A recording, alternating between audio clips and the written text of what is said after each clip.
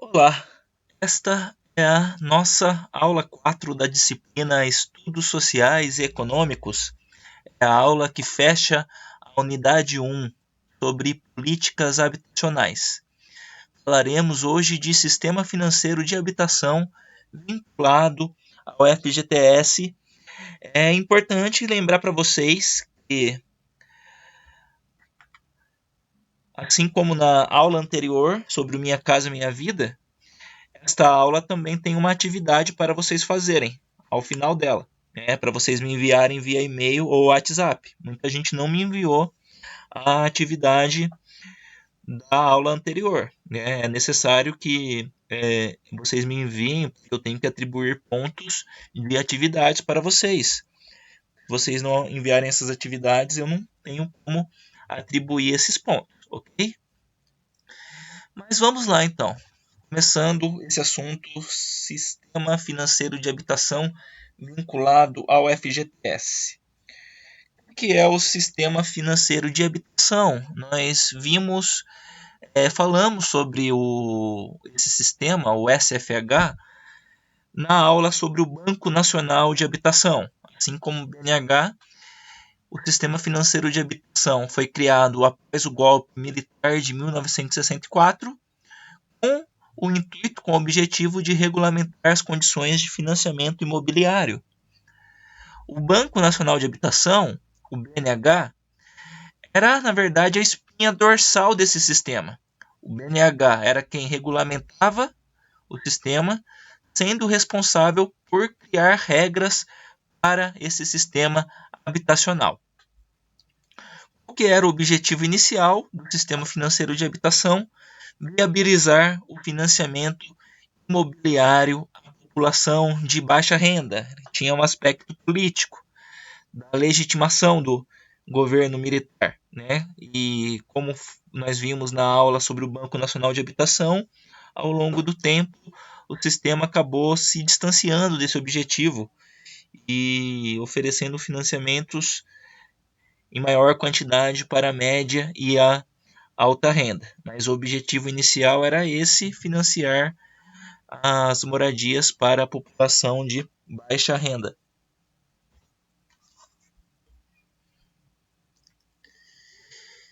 Então, o sistema financeiro de habitação ele era composto por duas vertentes principais: o sistema brasileiro de poupança e empréstimo, a caderneta de poupança, que era baseada na poupança voluntária da população, e o FGTS, que era uma poupança obrigatória, né, depositado pelo empregador para o empregado, então era uma poupança compulsória.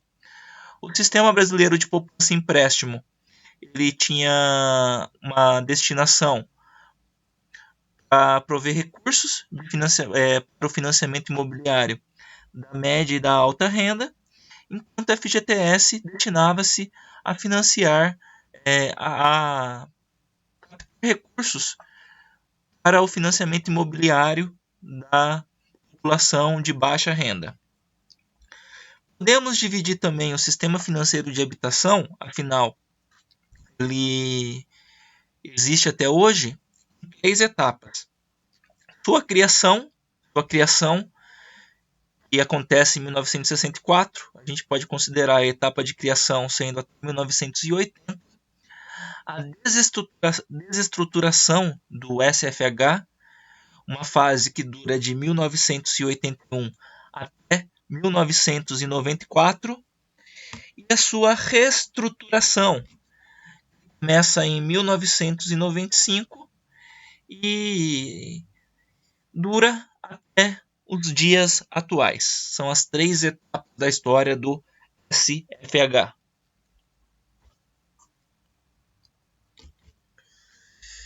Então, falando um pouco sobre o que é o FGTS. Ele foi criado também logo após o golpe militar em 1964, e ele substituía o sistema de estabilidade decenal, era o que existia antes de 1964, que era o sistema de estabilidade decenal.